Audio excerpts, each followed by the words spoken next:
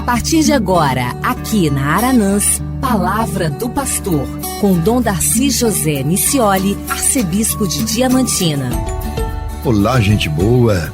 Minha saudação para você que nos acompanha pela Rádio Aranãs FM, aqui em Capelinha, ou pelas rádios que entram em rede neste momento de fé. Sou Dom Darcy, arcebispo de Diamantina. Que bom contar com a sua sintonia. E vamos elevar o pensamento a Deus e começar nosso momento de oração com a saudação angélica. Em nome do Pai, do Filho e do Espírito Santo. Amém.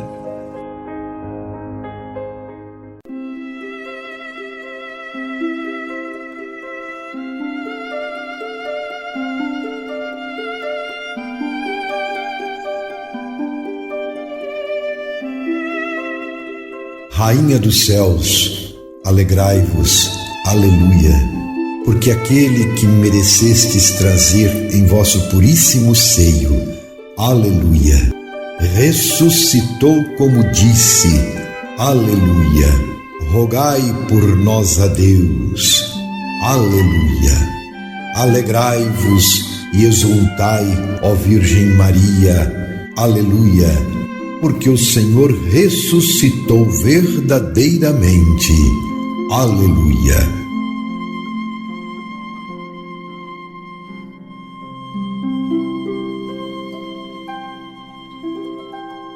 Palavra do Pastor.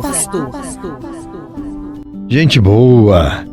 Estamos aproveitando este tempo de interiorização, provocado até pela pandemia, para aprender e refletir temas que muitas vezes desconhecemos ou não queremos dar ouvidos, mas que fazem parte da nossa vida. Um desses assuntos é justamente sobre a morte. Temos falado sobre isso. O que é a morte do ponto de vista da fé cristã? E como nós já vimos, a fé cristã é a fé na verdade do Cristo ressuscitado.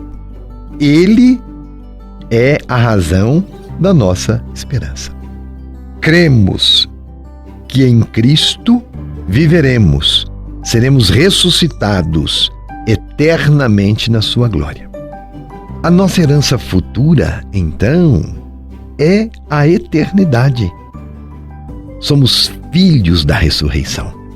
Por isso que, resumidamente, podemos dizer que a vida, antes de vir a ser, existia já no pensamento de Deus. Depois, num segundo momento, a vida reside durante 9 meses no ventre materno. E depois ainda, vida que nasce. É a vida concreta do nosso existir, com todos os desafios, alegrias, tristezas, perdas e ganhos, escolhas. Nós somos frutos das nossas escolhas. E também sofrimentos, enfim, toda a realidade que nos cerca no momento atual da nossa peregrinação por este mundo. A última fase, a fase definitiva da vida, acontece num outro plano.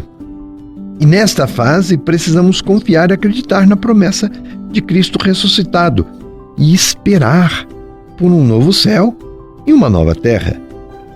Nesse tempo de Deus e último tempo, Ele completará com a sua graça o que nossa humanidade frágil, limitada e pecadora não conseguiu realizar. Até tentou, mas não conseguiu. É assim, nós até buscamos, mas com a nossa limitação não alcançamos a plenitude. Isto será possível somente em Deus. E com a morte, voltamos então para a casa do Pai, de onde saímos. De Deus nós viemos e para Deus haveremos de voltar. É a eternidade, é o céu, ou então a morte eterna, que Deus nos livre. O que chamamos de fim terreno é a passagem para a última e derradeira fase da vida. A morte, então, não é um arrancar, um destruir, um acabar, mas sim um transplantar. Mesmo crendo na fé, e na esperança da ressurreição, sofremos com a realidade da morte. Sofremos sim a partida de um ente querido, choramos, lamentamos. E o que não dizer desta pandemia, não é? Quantas vidas afetadas, quantas famílias enlutadas, e nem mesmo sabemos quem vai sobreviver a esta pandemia. É a realidade que estamos enfrentando. A morte, neste momento atual, ganhou notícias em páginas e mais páginas. E não são notícias confortantes, de fé e de esperança. Prevalecem notícias de vidas transformadas em números e estatísticas. Como é triste tudo isso. Mas de uma coisa nós devemos ter certeza: esta existência não nos permite espiar pela cortina do além da vida. Por isso que sobre a eternidade só podemos confiar na misericórdia de Deus. Senão o nosso olhar fica muito curto. Um depoimento comovente de um médico ilustra o que eu estou falando. O médico relatou em lágrimas, eu vi isso num jornal, as últimas palavras de um senhor prestes a ser entubado. Ele disse assim: foi bom ter vivido. É a partida, a consciência de que a vida tem limite, consciência da história vivida, da saudade, mas também carregado de esperança, palavras que encontram eco na eternidade. E você vai poder dizer na sua hora: foi bom ter vivido? Então cuide de viver bem.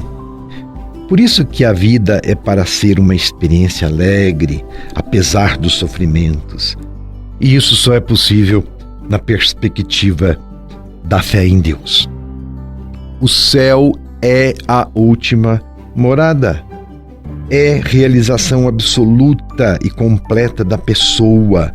Nós que somos filhos e filhas de Deus. A natureza inteira, como criatura de Deus, também deverá, a seu modo, participar dessa plenificação, dessa divinização.